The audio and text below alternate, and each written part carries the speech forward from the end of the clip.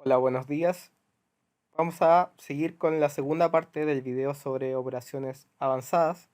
En este caso, la temática a abordar sería operaciones de modificación.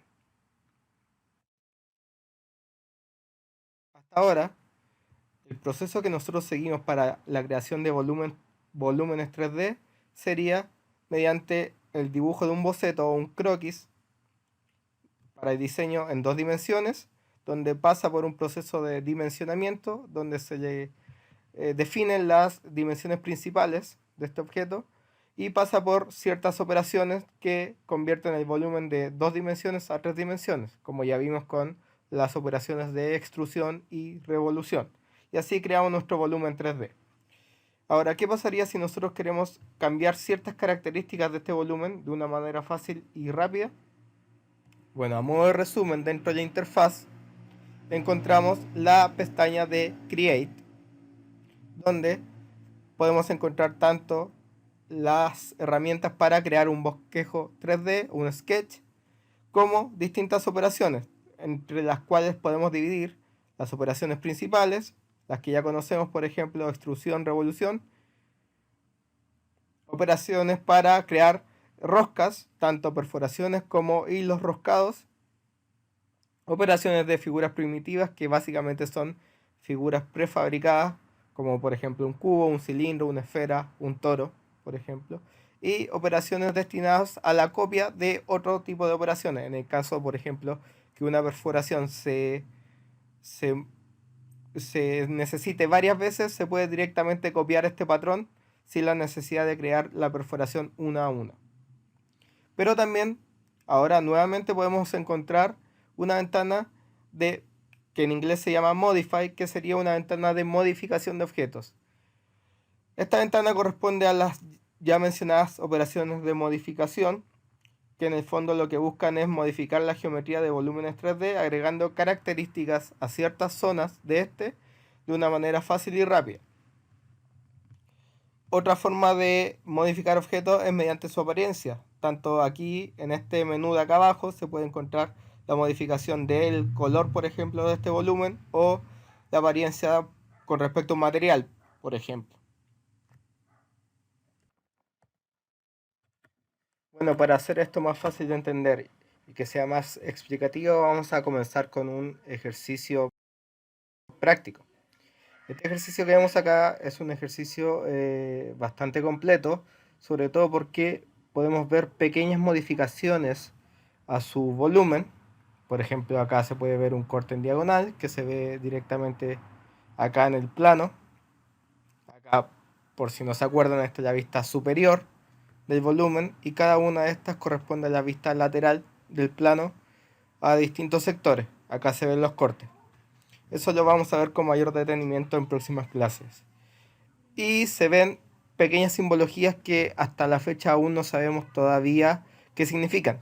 Ya las voy a ir marcando en rojo. Por acá se ven distintas cotas con simbologías distintas. En este caso vamos a ver primero esta simbología como marca acá justamente en el corte en forma de cuña que se produce en la figura. Acá, por ejemplo, tenemos una vista especial de este plano para sacar la sección y que se pueda ver de mejor manera. La cota de 10 por 45 que se marcaba anteriormente no es más que nada que te indica que la cuña o la inclinación de esta cuña vendría siendo de 45 grados y el cateto va a medir 10 milímetros en este caso. Entonces 10 por 45, perdón, significa que cada cateto mide 10 milímetros y el ángulo va a ser 45.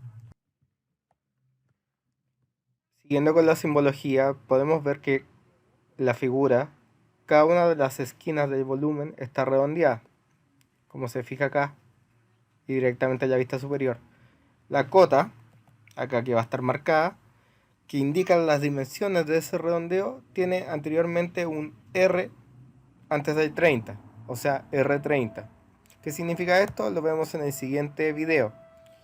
Estamos haciendo un zoom directamente a la zona que nosotros queremos analizar y donde está la cota R30, y esto básicamente significa que el R significa radio y que esa curvatura, ese arco que se forma ahí, es de radio 30. Por otra parte, al momento de dimensionar la perforación, sale el signo de esta especie de O cruzada que significa diámetro. Geométricamente sabemos que el diámetro es 2 veces el radio. Por ejemplo, si esa perforación que marcamos directamente acá mide 12 milímetros de diámetro, significa que su radio es 6 milímetros. Bueno, una vez hecho este pequeño repaso sobre la simbología, espero que con esto se puedan familiarizar más con los símbolos presentes en un plano de fabricación, por ejemplo. Podemos seguir con las herramientas de modificación de volúmenes.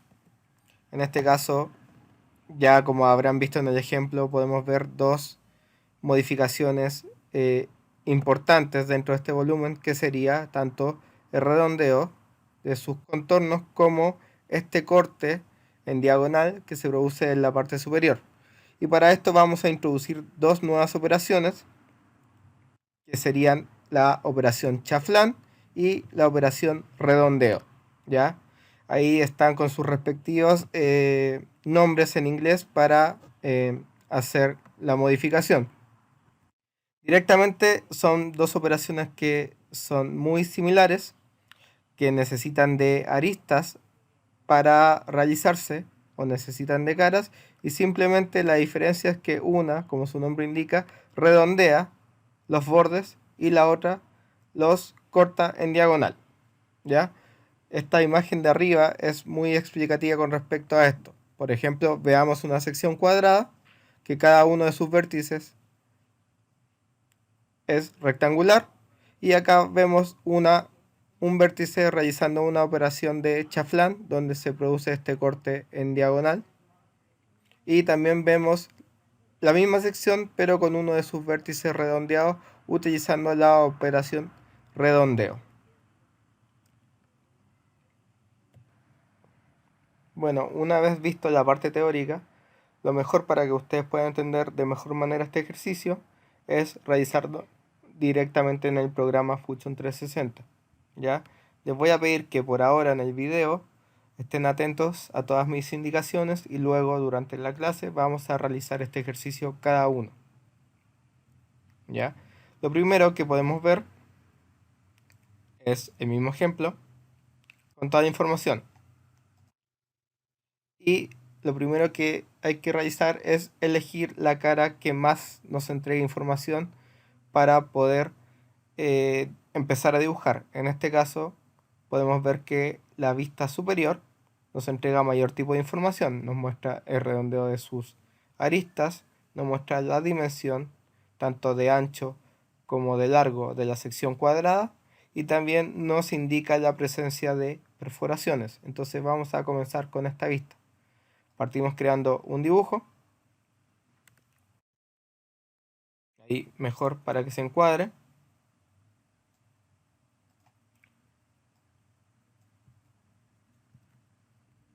Y dibujamos un rectángulo de 2 puntos. ¿De qué dimensiones? Podemos ver que en la parte de abajo, fíjense bien que desde donde hasta donde empiezan las flechas, que la sección de más afuera mide 300 milímetros de sección cuadrada, o sea, cada línea debe medir 300 milímetros. Dimensionamos 300 acá y 300 milímetros acá. Ya tenemos nuestra sección cuadrada.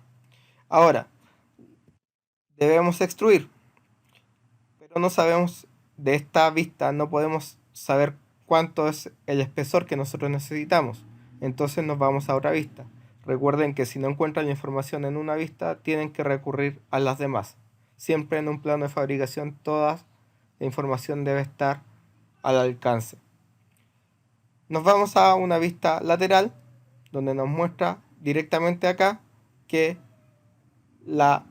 el espesor de esta figura es de 30 milímetros completos. Entonces en este caso cerramos nuestro sketch y realizamos una extrusión de 30 milímetros. Les recomiendo siempre utilizar mouse, en este caso para todos estos efectos de rotar la cámara o trasladarse por el plano. Es mejor ocupar un mouse porque se hace directo, sin la necesidad de ocupar estos botones. Entonces hacemos una extrusión de 30 milímetros de espesor. Ahora, continuando, ¿qué otra cosa podemos ver de esta vista superior? Es que existe la presencia de 4 perforaciones. En este caso, no sabemos ni la dimensión de su diámetro, ni la profundidad de estas perforaciones, ni a qué distancia están ubicadas. ¿Ya? En este caso, podemos ver que la distancia entre una perforación y otra perforación es de 225 milímetros. O sea, de aquí a acá hay 225 milímetros, de aquí a acá hay 225 milímetros, y así sucesivamente.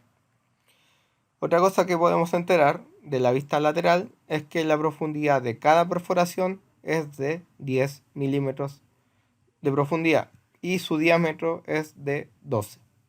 Entonces, en este caso, hay que dibujar en la cara superior un nuevo croquis, ¿ya? Y empezar a posicionar las perforaciones, ¿ya? Tenemos distintos métodos para realizarlo.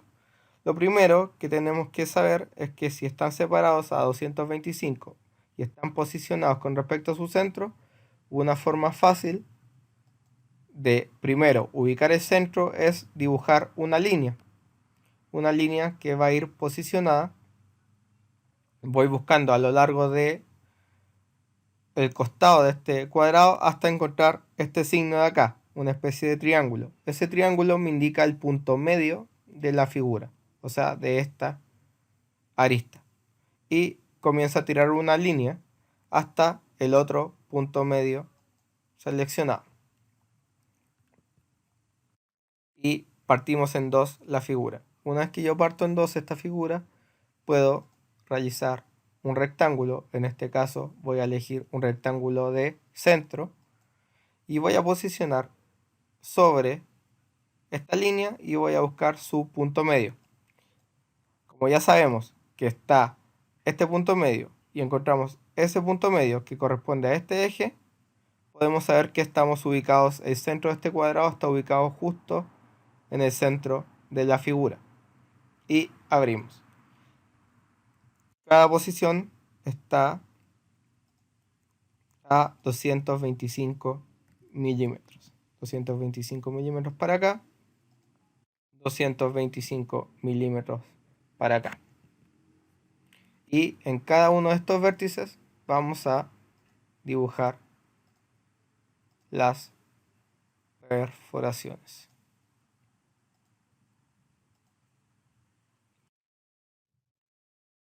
Como ya vimos dentro de este plano, el diámetro de cada perforación es de 12 milímetros.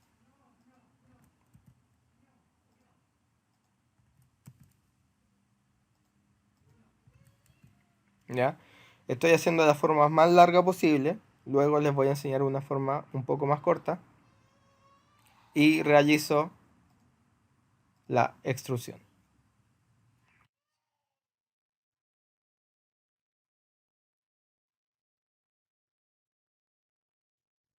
Recuerden seleccionar solamente las áreas que ustedes quieren extruir.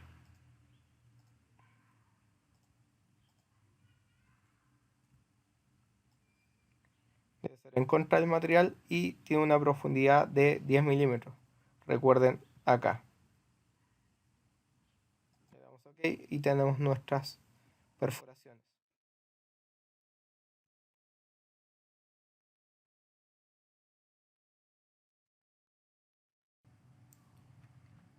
Una vez realizado estas perforaciones, podemos empezar a realizar las operaciones de modificación.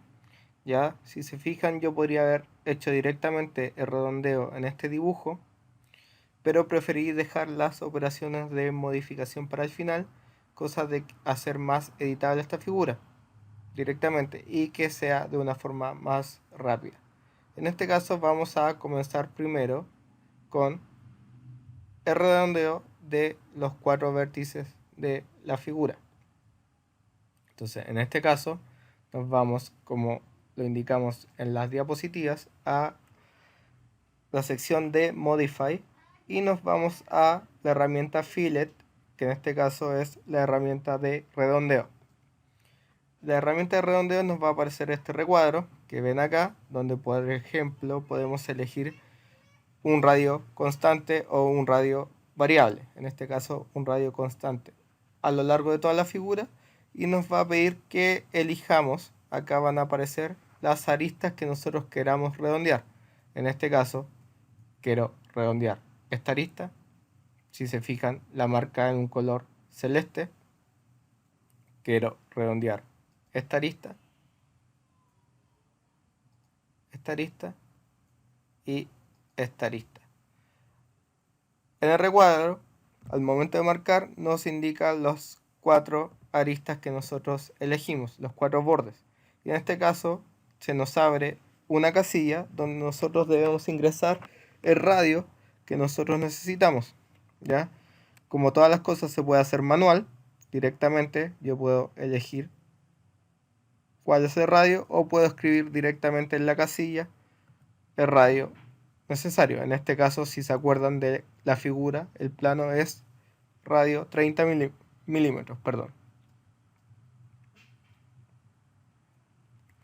Ahora vemos la figura desde su vista superior y ya se parece mucho más a lo que nosotros queremos lograr. Si se fijan, acá en la vista superior aparece una doble línea, ¿ya? Y acá no la tenemos. ¿Por qué pasa eso? Directamente porque en el volumen se ve un corte que está en diagonal, que está de mejor manera, está dimensionado y está mejor ejemplificado desde una vista de costado. Ya acá podemos ver de qué forma es el corte. Como ya expliqué en las diapositivas, para realizar cortes en diagonal tenemos la herramienta llamada chaflán o chamfer en inglés, donde básicamente es de la misma manera en el método de selección que la herramienta redondeo. Simplemente elegimos qué arista o qué línea nosotros necesitamos realizar este corte en diagonal. En este caso vamos a elegir la parte superior. Fíjense que la parte superior es la que tiene este corte en diagonal. Elegimos la parte superior y, al igual que de la otra forma, se puede hacer tanto manual, obviamente hasta una medida máxima que permita la geometría, en este caso 25 es la medida máxima que permite, o directamente escribiendo. Pero si se fijan, nosotros tenemos una cota que indica 10 por 45 grados, o sea, la inclinación debe ser 45 grados y cada cateto debe medir 10. En este caso, dentro de este recuadro, ya seleccionamos el borde que nosotros queremos cortar y seleccionamos acá, tenemos 3 opciones entre igual distancia, distancias distintas y una distancia y un ángulo. Según nuestra cota, nosotros directamente elegimos esta. Y elegimos que nuestra distancia sea 10 y el ángulo, como indica la cota, sería de 45 grados. De esta manera, una vez realizado el chaflán, podemos darnos cuenta que tanto desde la vista superior como de la vista de costado podemos tener la misma información que tenemos en el plano de fabricación. Pero hay una cosa que no nos hemos dado cuenta. Si se fijan, acá hay unas líneas segmentadas de circunferencia, y si recuerdan de clases anteriores, las líneas segmentadas en un plano de fabricación nos muestran las cosas que se encuentran ocultas a la vista de la cual estamos mirando. Eso quiere decir que esas circunferencias o esa operación estaría oculta desde la vista frontal. Si nos vamos a la vista lateral, podemos ver que hay distintos cortes. Hay un corte A y un corte B. La vista en corte significa que esta línea vendría siendo como una especie de navaja y cortara la pieza justamente por donde pasa. Y nos mostraría la información, en este caso de una vista de costado, de cómo sería justamente ese corte.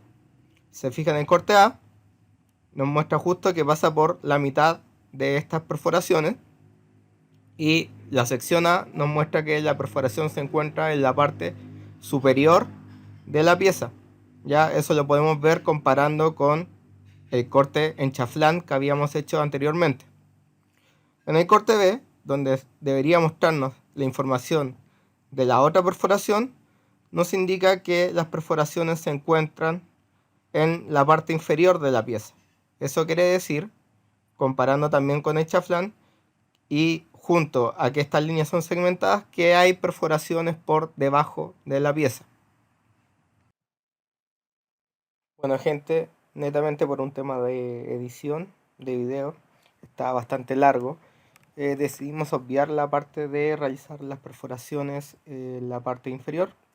Ya si se fijan, dentro de este ejercicio ya están hechas las perforaciones. Las pueden hacer de la misma manera como les enseñé en la primera parte, que es haciendo un cuadrado y dibujando cada círculo, cada circunferencia en su vértice y luego realizar la extrusión. Recordar que está a 250 milímetros la separación.